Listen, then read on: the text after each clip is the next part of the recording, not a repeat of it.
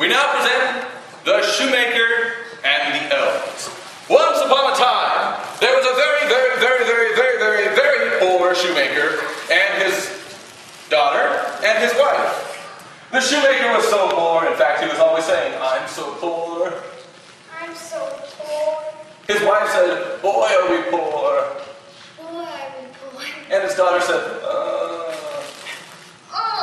Because they had no food to eat. In fact, he was such a poor shoemaker, he didn't even have any shoes. The only shoes he had to make was one simple pair of leather.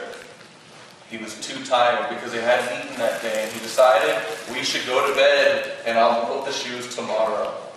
We should go to bed. I'll sew the shoes tomorrow. So off they went to bed. And there, they drifted off to sleep. And while they were sleeping, something weird happened. You see, in crept a bunch of little elves. The little elves were bizarre little creatures. They danced about the room, studying everything that they saw. And then, in the center of the room, what should they see but a bunch of shoe leather? They looked at each other and smiled, because boy, did these elves love their shoes. So the elves dove onto the floor and began to sew the most magnificent pair of shoes ever created. And when they were finished, they placed the shoes down on the floor. They rose up, hands in the air, and began to dance their elf dance. And then, up came the sun, and the elves saw the sun and ran off into the sea. Next morning, what should happen? But the shoemaker and his wife and daughter woke up, and in they walk, and they look down, and in amazement they go, "Ugh." There was the most brilliant pair of shoes ever created. And they even said that. These are the most brilliant shoes ever made. These are the biggest shoes ever made. And then they smiled at each other. But what should happen? But in came customers. The customer walked in, looked down, and said, "Those are the most amazing shoes I've ever seen. Those are the most amazing shoes I've ever seen. I'll take them." I'll take them. And handed them a bag of money. It was so much money, they danced around. They had enough money to buy leather for 2 pairs of shoes. So the shoemaker laid out the shoe leather. He laid it on the floor and said, "Let's go to bed. I'll build these tomorrow." Let's go to bed. I'll build these tomorrow. The wife said, "Okay." Okay. And the daughter said, "Ugh." And off they went.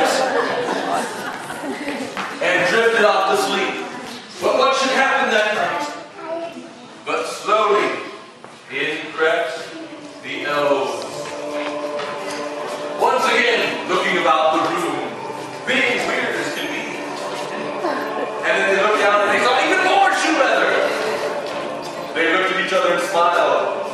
And then they dove onto the shoe leather and began to sew 2 pairs of the most amazing shoes you've ever seen. They were very precise in their sewing. In fact, that's some of the most precise sewing I've ever seen in my life. And we have a costume shop. So, the elves finished and laid the shoes down. And they stood up, hands in the air. And they danced their weird little elf dance. And then up came the sun. And the elves looked in the distance. And then off they ran. And that morning, awoke the shoemaker, his wife, and his daughter. And they walked in, and they went, "Whoa!"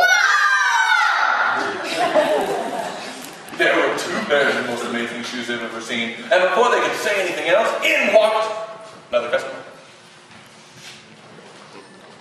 And she went, whoa! Whoa! Those are the most amazing shoes I've ever seen. Those are the most amazing shoes I've ever seen. She handed them the bag of money and said, I'll take them. I'll take them. And it was so much money, they danced around again. They had even more money to buy even more shoe leather. So then the shoemaker laid out the leather.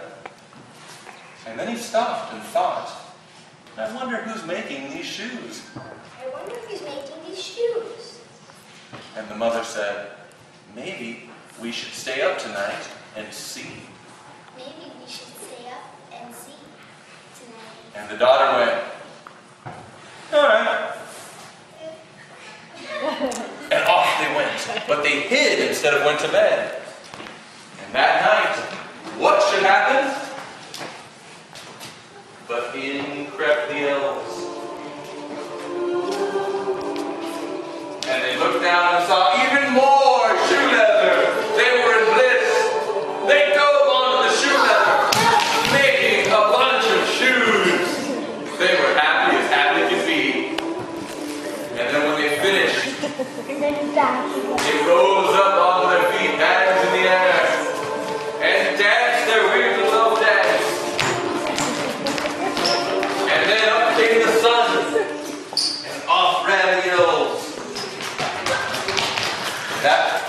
That morning, in came the shoemaker, his daughter, and his wife, and they looked at each other in amazement. And the mother went, who knew? Who knew? And the dad went, elves, huh? Elves, huh? And the daughter said, they didn't have any real clothes. They didn't have any real clothes. Just rags. Just rags. And they had an idea, and they all put their heads together and whispered. You see, they decided to lay out a whole bunch of little elf outfits. So they set them all down on the ground instead of shoe leather. And off they went, hiding in the darkness again. And that night, what should happen? But again, in crept the elves. They looked down to see if their shoe leather was there, but instead saw outfits. They looked at each other. They reached down and grabbed the outfits, held them up to themselves, and they smiled. Because they liked these outfits, so they put them on. And went, alright. And then they began to dance about more crazy than they ever had. Because they had new clothes! They were so excited they had to see the rest of the world because now it was more and for them. And then off they danced into the distance. Never to be seen again. Which slightly saddened the shoemaker, his wife, and his daughter who walked out, happy as can be, to see the elves happy. The elves had helped them so much. They waved goodbye into the distance where the elves went and lived happily ever after.